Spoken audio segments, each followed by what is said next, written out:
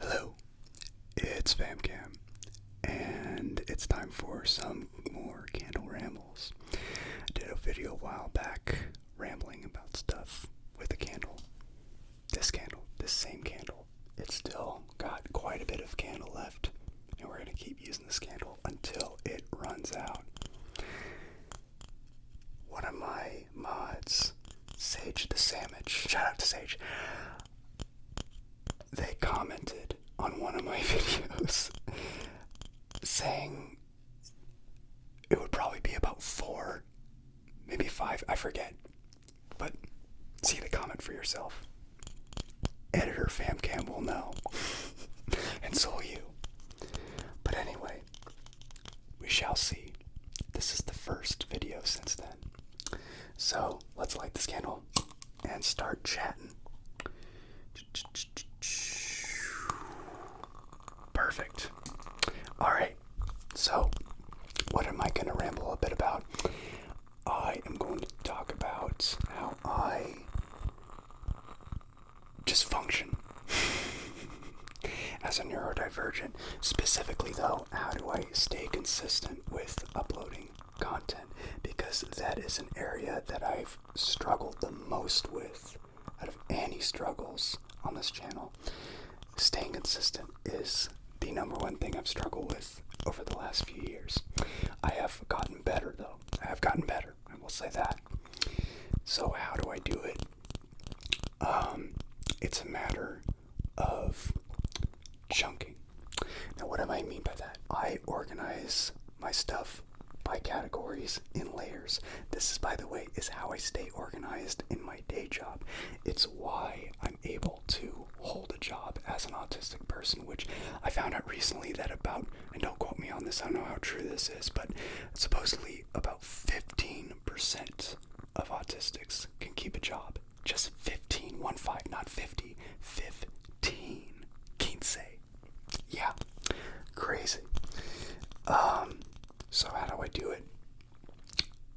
I'm able to keep track of my stuff by sorting everything in folders on my computer, as an example.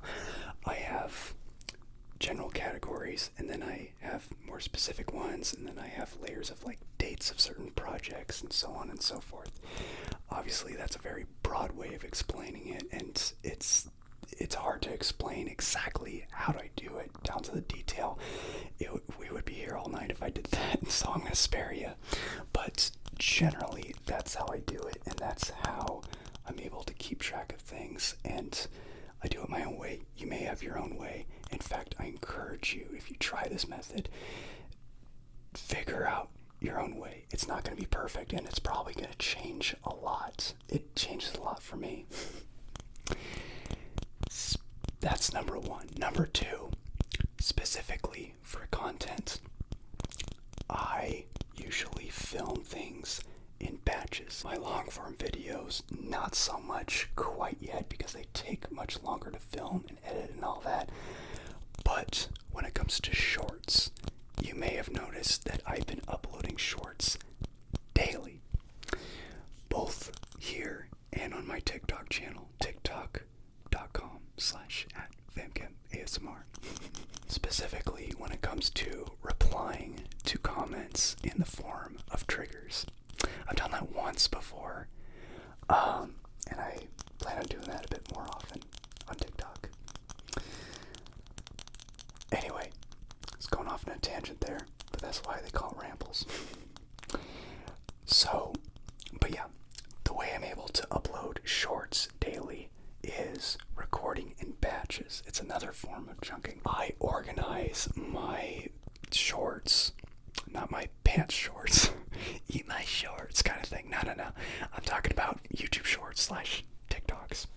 Short form content, vertical, landscape oriented, meant to be watched on a phone but can still be watched on a computer. I often do that because I'm much more a computer person than a phone person. Call me old fashioned. But anyway, I sort them by weeks and I film them in batches based on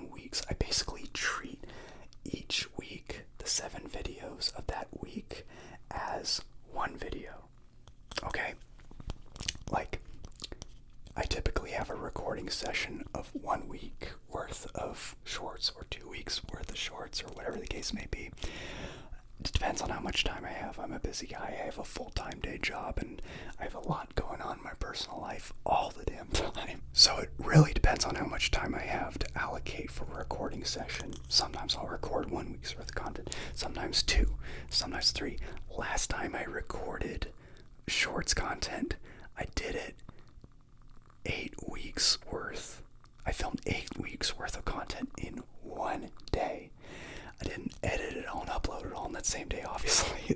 That editing that all took forever, but I now have all that edited, and all of my shorts that I have upcoming have been recorded and uploaded and scheduled in advance all the way through August, which gives me so much time to do other things. Filming, my day job, of course, friends and family, and whatever else that I gotta do. Adulting. I hate that word so much, but that's what we all call it. There's a video from the channel According to Nicole that talks about adulting that explains it pretty well. Highly recommend you check it out. I'll link it below in the description. But anyway, so yeah, there's that. And that is how I'm able to get a bunch done without being overwhelmed, because I'm not stressing about having to get something done at the last minute, which the stress of that always takes so much out of me that I struggle to get back into it once it's finally done. So if I keep filming and editing and uploading the week of, like they do with South Park, I don't know how they do it, because I sure as hell can't do it. Yeah, I end up burning out. I've burned the candle on both ends, as they say, and have to take some time off to recover. So by recording in advance, I'm able to get all this done and schedule it out, and while all that content is waiting to post, then I can rest and still be consistent. It's a pretty cool system. And by the way, I know I said this video is about me handling everything I need to do as a neurodivergent, but the fact is this can help neurotypicals too, but it especially is helpful for neurodivergents. I can't speak for all. It's what works for me. So if you're a fellow neurodivergent, you try this, it doesn't work for you, that's okay. You learned that this doesn't work for you, and you're closer to finding out what doesn't work for you. You know what I mean? It's okay to try and fail. It's okay to burn out once in a while, and it's especially okay to take the time to rest when said burnout happens, because burnout is inevitable. We're human beings, and especially inevitable for people who are neurodivergent like me. The secret is recognize that it is okay to feel burnout. Recognize it is okay to take time off despite what society beats into us constantly. The society really shoves hustle culture down our throats non-freaking stop, and I am almost always hustling myself, but I'm getting better at taking a step back when I realize that I need to, and I've gotten a lot better at seeing in advance, admitting to myself when I'm starting to feel burnt, so that I don't burn myself to the core, recognizing it when it's happening and being honest with myself and acting accordingly. It's okay to slow down. If you're a streamer, it's okay to cancel a stream if you're really not up to it. Obviously, doing that over and over and over again will really kill your channel, or at least hurt your channel, but doing it once in a while, don't feel bad about that at all. And even if you do end up killing your channel, don't feel bad about that at all. There are plenty of other ways to sustain yourself while you're still doing your channel, maybe as a hobby, or maybe you still want to revive it and eventually launch into a career. Whatever you want. I guess the real bottom line of this entire video is be good to yourself and don't be your worst bully, and also have a system in place that works for you. I'm just telling you the system that works for me. It may work for you, it may not, once again. So don't come at me if you try it and it doesn't work, or do, because it definitely helps with this channel's engagement. but seriously though, it's okay to advocate for yourself first, and it's honestly essential to do that, especially since all of us are so stressed all the time these days. So, don't let that take over your life.